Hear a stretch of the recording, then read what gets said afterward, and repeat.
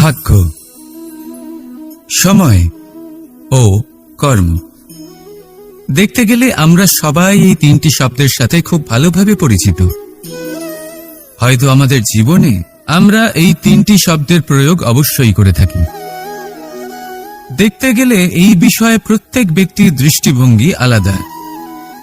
কেউ বলে সময়ই হলো সেই মাধ্যম যা ভাগ্য বানায়, কেউ বলে ভাগ্যই হলো সেই যা সময়কে বদলে দেয়, কেউ বলে ভাগ্য এবং কর্ম এই দুই একই দাঁড়িপাল্লার দুই দিক। যদি আপনাকে সত্যিটা বোঝাই তাহলে ঠিক এইভাবে বোঝাবো। মনুষ্য জন্ম লাভ করা, মানুষ রূপে জন্মগ্রহণ করা, এটি ভাগ্যের হাতে থাকে। মৃত্যুকে প্রাপ্তি করা সময়ের হাতে থাকে। এই দুটি আমাদের হাতে নেই। কিন্তু মৃত্যুর পরেও চিরকালের জন্য অমর হয়ে থাকা, লোকের হৃদয়ে বসবাস করা, এটি অবশ্যই আমাদের হাতে আছে। আর এই আমরা অর্জন করতে পারি শুধুমাত্র আমাদের কর্মের দ্বারা। অর্থাৎ কর্মই হলো সব কিছুর আধার। তাহলে এর থেকে কখনো বিচলিত হবেন না। শ্রেষ্ঠ কাজটা করতে থাকুন আর আমার সাথে ভালোবেসে বলুন, রাধা রাধা। সাফল্য, সাফল্য এই পৃথিবীতে কে না পেতে চান? প্রত্যেক মানুষ চান যেন সাফল্য নিজে এসে তার কাছে ধরা দেয়। এবার সাফল্য তাদের কাছে এসে ধরা দেয় যারা নিজের পা ধরাতলে রেখে চলেন, যারা স্বপ্নের জগতে বিচরণ না করে বাস্তবের মাটিতে পা রেখে চলেন এবং তাও দৃঢ়তার সাথে। সাফল্য তারা পান না যারা বাড়িতে বসে বসে শুধু স্বপ্ন দেখেন। সাফল্য নিজে থেকে তাদের কাছেই আসে যারা নিরন্তর চেষ্টা করেন, যারা পরিশ্রম করেন আর নিজের এই জীবনকে অন্যের কাছে সফল করে দেখান। তাহলে সিদ্ধান্ত হলো আপনার। সফল সবাই হতে চান, স্বপ্ন সবাই সার্থক করতে চান। স্বপ্ন তখনই সার্থক হয় যখন পরিশ্রম করবেন, আর সাফল্য তখনই আপনার সাথে থাকবে যতক্ষণ আপনি বিনম্র থাকবেন। তাহলে আসুন আমার সাথে ভালোবেসে বলুন, রাধা রাধা। ভাগ করে নেওয়া বা বন্টন করা প্রত্যেক মানুষের জীবনে অবশ্যই হয়ে থাকে, আর অনেক সময় এটা জীবনে অতি আবশ্যক হয়ে পড়ে। কিন্তু ভাগ করার মনোকামনা তার থেকেও বেশি গুরুত্বপূর্ণ হলো যে কোন ঘটনার আধারে এই বাটোয়ারা হলো। অনেক সময় এই বাটোয়ারা হলো শান্তির প্রতীক, আবার অনেক সময় এই বাটোয়ারা বিপ্লব ঘটাতে পারে, এমন এক বিপ্লব যা মহাযুদ্ধ ঘটিয়ে দিতে পারে। দেখুন, বাটোয়ারা সম্পত্তির হোক বা হোক ভিক্ষার, শিক্ষা কিন্তু একটাই। জীবনে অনেক সময় বাটোয়ারা দরকার হতে পারে, কিন্তু যতদূর সম্ভব তা এড়িয়ে চলুন, একসাথে মিলে এগিয়ে চলুন। কারণ দেখুন, এই যে বাটোয়ারা ভাগ করে দেয়, আর সেখানেই একতা আপনাকে অগ্রসর করে। তাহলে আপনিও এটাই করুন, একসাথে মিলে সামনে এগোন আর আমার সাথে ভালোবেসে বলুন, রাধা রাধা। সুখ, দুঃখ, মৃত্যু, মহামারী এগুলো কখনো বলে আসে না, আবার জিজ্ঞাসা করেও আসে না। এমনই হয় দ্রুত ক্রীড়ার এই খেলায়। এক কারাগারের মতো, একটা মাকড়সার জালের মতো। যেমন একটা মাকড়সার জাল একটা পোকাকে নিজের দিকে আসতে আকর্ষিত করে নিজের চমকের দ্বারা, নিজের গঠন দ্বারা, সেরকমই দ্রুত ক্রীড়ার এই খেলা মানুষকে নিজের দিকে আসতে প্ররোচিত করে। শেষে গিয়ে মানুষ আটকা পড়ে। পার্থক্য শুধু এটাই, যখন এক পোকা এই জালে জড়িয়ে পড়ে তখন সে তার প্রাণ হারায়। মানুষ যখন এই দ্রুত ক্রীড়ায় আকর্ষিত হয়, সে নিজের মান, নিজের ধন সব কিছু হারায়, নিজের বিবেক হারিয়ে ফেলে। কিন্তু আপনি আপনার বিবেক কখনোই হারাবেন না। যদি আপনার মনে লোভ চলে আসে, আপনি লোভী হয়ে ওঠেন, যদি আপনি দ্রুত ক্রীড়ার এই খেলায় আটকা পড়েন তাহলে মনে রাখবেন এই খেলা থেকে ফিরে আসা প্রায় অসম্ভবই বলা যায়।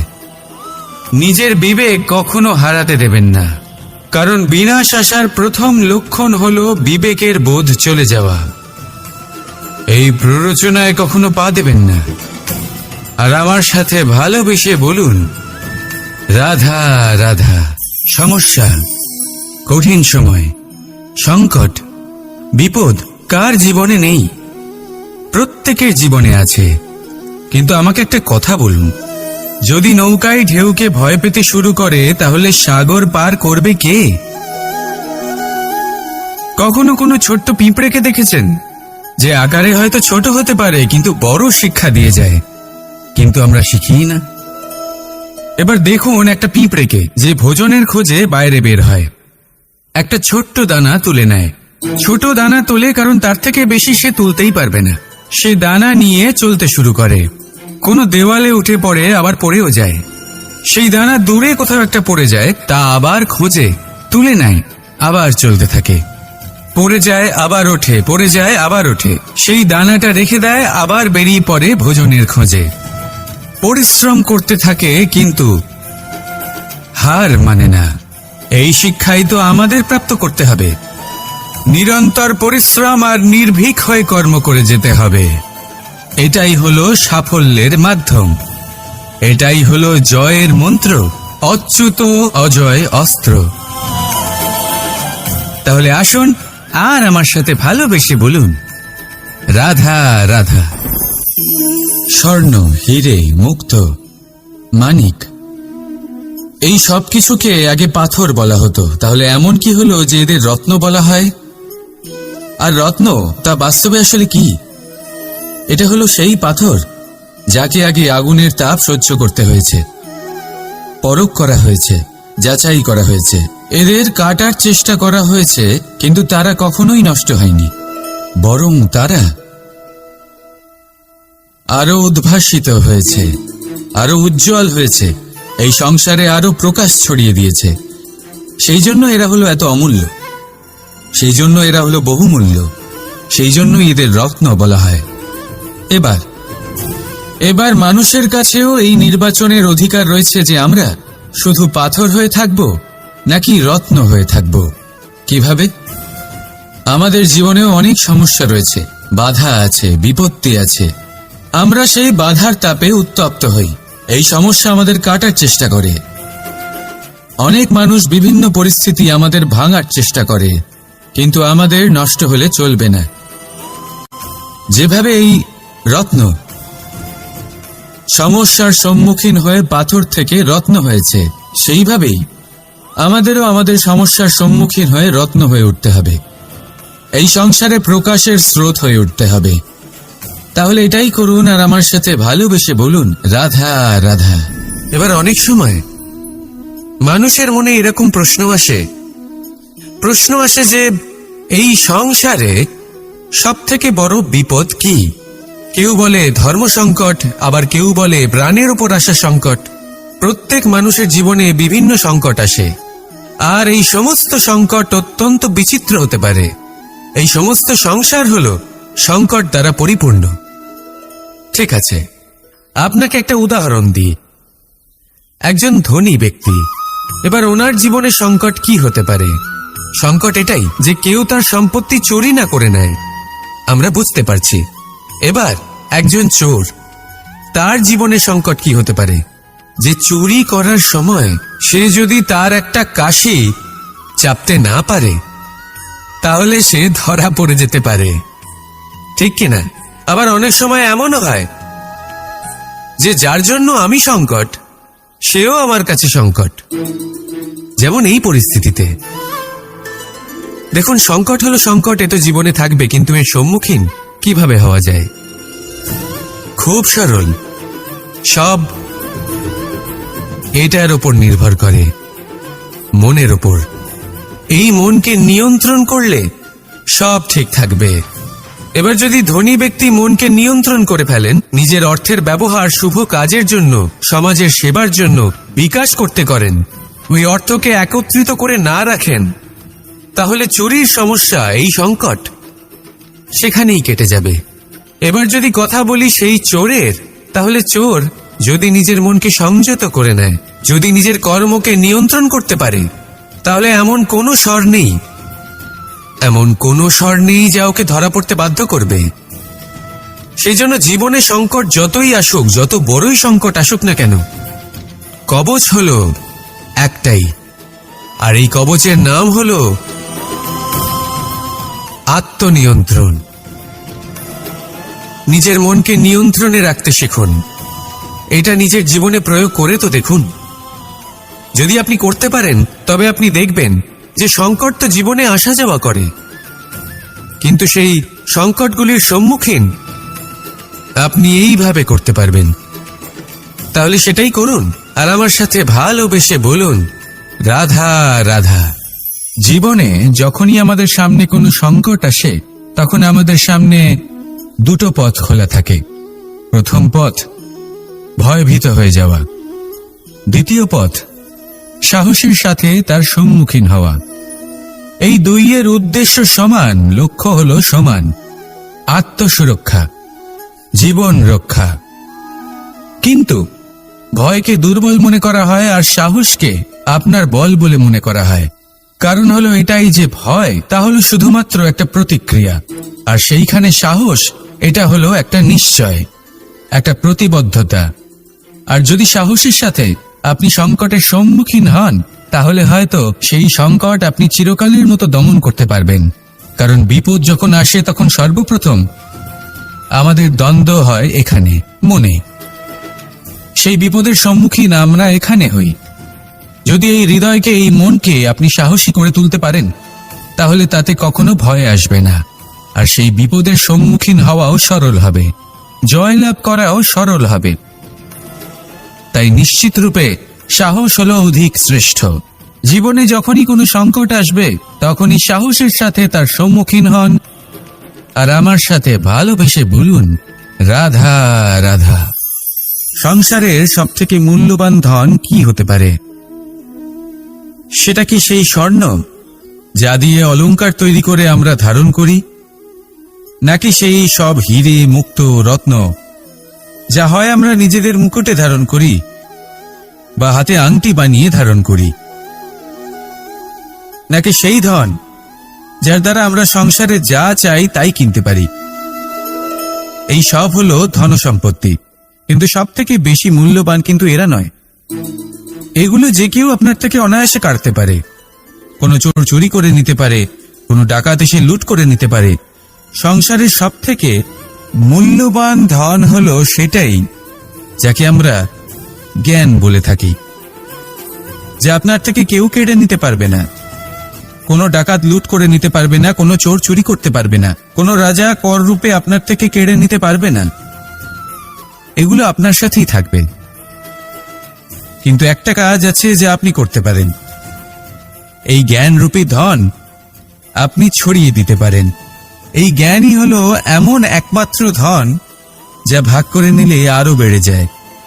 সেই জন্য জীবনে সব সময় মনে রাখবেন, জ্ঞান লাভ করার বিষয়ে বেশি একাগ্র হন, ধন লাভ করার দিকে নয়। আমাদের মন প্রসন্ন চিত্ত হয়ে বলবে, রাধা রাধা। বৃক্ষের বীজ একটা সর্ষের দানার থেকেও ছোট হয়, কিন্তু যখন এটা বড় হয় তখন একটা বটগাছের মতো বৃহৎ আর মহান হয়ে ওঠে। গঙ্গা নদী, এর প্রারম্ভ হয় একটা ছোট্ট আর সরু স্রোত দিয়ে, তারপর সেটা বড় ধারায় বদলে যায়, তারপর সেটা নদীতে বদলে যায়, আর তারপর মহানদীতে পরিবর্তিত হয়। আপনি কি বুঝতে পারছেন যা আমি আপনাকে বোঝানোর চেষ্টা করে চলেছি? আমি আপনাকে বোঝাতে চাইছি যে প্রারম্ভ করার জন্য মহান হওয়ার কোনো প্রয়োজন নেই, কিন্তু হ্যাঁ, মহান হওয়ার জন্য প্রারম্ভ করা অত্যন্ত প্রয়োজনীয়। তাই শুরু করুন। আপনার ক্ষুদ্র এই প্রারম্ভ আপনার জন্য বৃহৎ হয়ে উঠতে পারে। শুরু করেই দেখুন না, আপনার গন্তব্য আপনার জন্য অপেক্ষা করে আছে। রাধা রাধা। পরীক্ষা এমন এক ব্যবস্থা যেখানে আমাকে, আপনাকে, সকলকে কখনো না কখনো অংশগ্রহণ করতেই হয়। মনে করুন নিজের বাল্যকাল। আপনি পরীক্ষা দিতে বসেছেন। তাদের মধ্যে কিছু বালক এমন হয় যারা সারা বছর পরিশ্রম করে, পড়াশোনা করে, মন দিয়ে পরীক্ষা দেয়। কিন্তু কিছু বালক এমন হয় যারা নিজের আশেপাশে বসে থাকা বালকদের নকল করে আর পরীক্ষায় কৃতকার্যও হয়ে যায়। খুব খারাপ লাগে এটা ভেবে যে কেউ বিনা পরিশ্রমে পরীক্ষায় কৃতকার্য কি করে হতে পারে। কিন্তু মনে রাখবেন, যারা নকল করেন তারা পরীক্ষায় কৃতকার্য অবশ্যই হয়ে যায়, কিন্তু সফল নয়। কারণ আমরা এক বিশেষ কথা ভুলে যাই যে প্রত্যেক মানুষের ব্যক্তিত্ব আলাদা হয়। আপনি অন্যদের নকল করে নিজের জীবন অতিবাহিত করতেই পারেন, কিন্তু যদি নিজের জীবনে সাফল্য লাভ করতে হয়, যদি নিজের জীবনে আনন্দ পেতে হয়, তাহলে মনে রাখবেন নিজের প্রশ্নগুলোর উত্তর জীবনে নিজেকেই খুঁজে বের করতে হবে। রাধা রাধা। মানুষ যখন সাফল্য অর্জন করে তখন তার মধ্যে জাগে অহংকার, আর এই সময় মানুষ সচরাচর একটা কথা ভুলে যায়, নত হতে। সে ভাবে যে আমি কারোর সামনে কেন নত হব। আর এটা এই কারণে হয় কারণ মানুষ এক গুরুত্বপূর্ণ কথা ভুলে যায় যে এই সংসারে, এই জীবনে সে যা অর্জন করেছে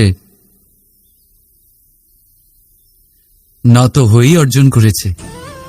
বাল্যকালে সে হাঁটতে শিখেছে এই মাটির কাছে নত হয়ে, পড়ে।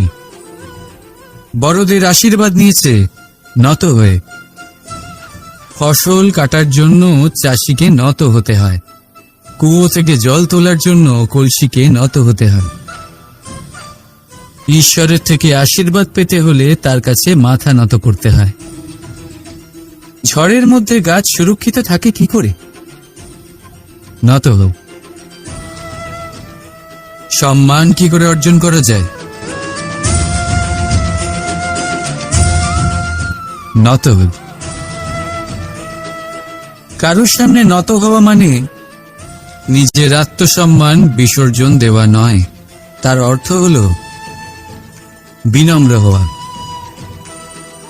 আমরা মানুষ, আর ওই আকাশের উচ্চতায় পৌঁছানোর জন্য আমাদের কোনো পাখির মতো ডানার প্রয়োজন নেই।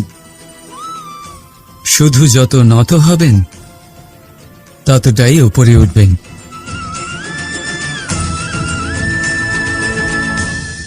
রাধা রাধা।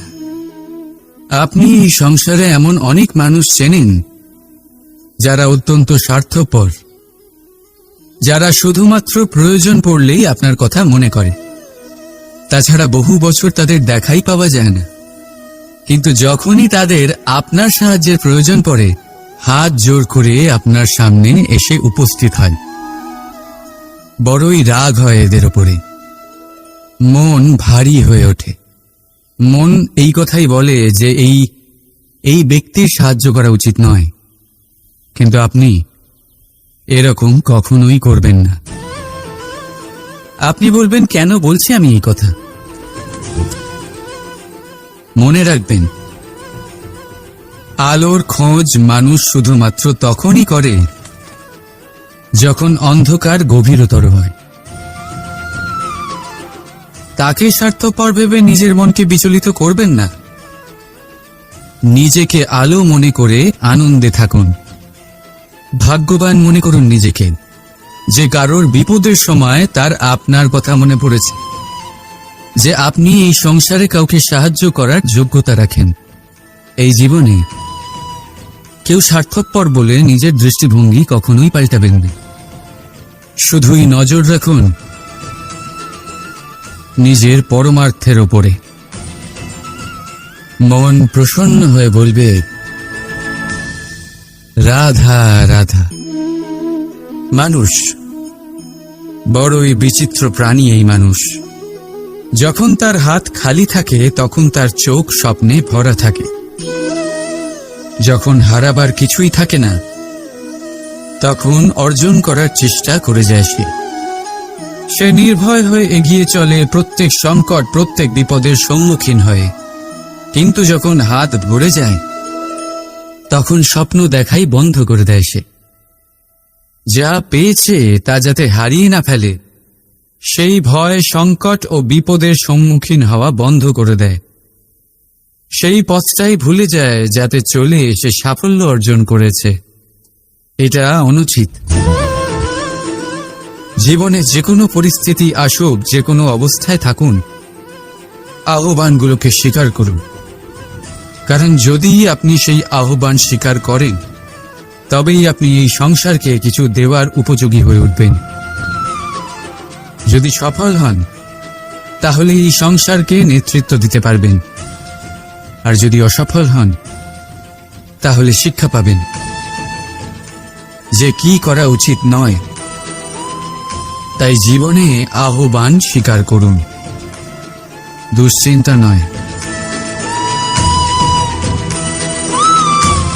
রাধা রাধা। আমাদের শরীর প্রকৃতির সর্বশ্রেষ্ঠ রচনা। যে অঙ্গ প্রত্যঙ্গ আমরা লাভ করেছি প্রত্যেকটির মধ্যে একটি নিজস্ব বার্তা রয়েছে। একটু ভেবে দেখুন, দুটি চোখ দিয়েছে দেখার জন্য, দুটি গান দিয়েছে শোনার জন্য, নাসিকাও আছে দুটি, দুটি হাত দিয়েছে দ্বিগুণ পরিশ্রম করার জন্য। কিন্তু জীব শুধুমাত্র একটি। তার উপরেও তীক্ষ্ণ বলিষ্ঠ দাঁত দিয়েছে তার রক্ষার জন্য। কখনো ভেবে দেখেছেন কেন?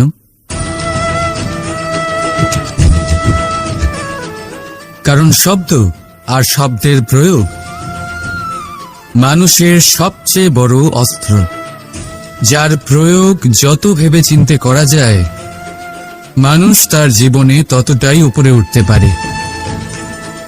তাহলে মনে রাখুন, দেখুন, শুনুন আর বুঝুন বেশি, বলুন কম। রাধা রাধা। মানুষের স্বভাব হলো যে সে সবসময় নিজে বলতে চায়, কারুর কথা শুনতে চায় না। কিন্তু তার এই স্বভাব তাকে এক বিশাল বড় জ্ঞানের থেকে দূরে সরিয়ে রাখে, সামনের মানুষের ব্যক্তিত্বের জ্ঞানের থেকে দূরে। তাই যদি আপনি কাউকে চিনতে চান, কাউকে বুঝতে চান, তাকে থামাবেন না, শুধু বলতে দিন। কারণ একজন ব্যক্তির ব্যক্তিত্ব লুকিয়ে থাকে তার কথার মধ্যে, আর তার আসল পরিচয় লুকিয়ে থাকে তার শব্দের পেছনে। বলতে দিন, আস্তে আস্তে আপনি সব বুঝতে পারবেন। এটাই তফাৎ হলো একজন সাধারণ মানব আর একজন মহামানবের মধ্যে। এক যে কাউকে বলতে দেয় না, আর এক যে সবার কথা শুনে। তাহলে সিদ্ধান্ত আপনার, আপনি কি সাধারণ হতে চান না অসাধারণ? কারণ এই ভবিষ্যৎ আপনার। রাধা রাধা। ভাগ্য, সময় ও কর্ম। দেখতে গেলে আমরা সবাই এই তিনটি শব্দের সাথে খুব ভালোভাবে পরিচিত। হয়তো আমাদের জীবনে আমরা এই তিনটি শব্দের প্রয়োগ অবশ্যই করে থাকি। দেখতে গেলে এই বিষয়ে প্রত্যেক ব্যক্তির দৃষ্টিভঙ্গি আলাদা। কেউ বলে সময়ই হলো সেই মাধ্যম যা ভাগ্য বানায়, কেউ বলে ভাগ্যই হলো সেই যা সময়কে বদলে দেয়, কেউ বলে ভাগ্য এবং কর্ম এই দুই একই দাঁড়িপাল্লার দুই দিক। যদি আপনাকে সত্যিটা বোঝাই তাহলে ঠিক এইভাবে বোঝাবে। মনুষ্য জন্ম লাভ করা, মানুষ রূপে জন্মগ্রহণ করা, এটি ভাগ্যের হাতে থাকে।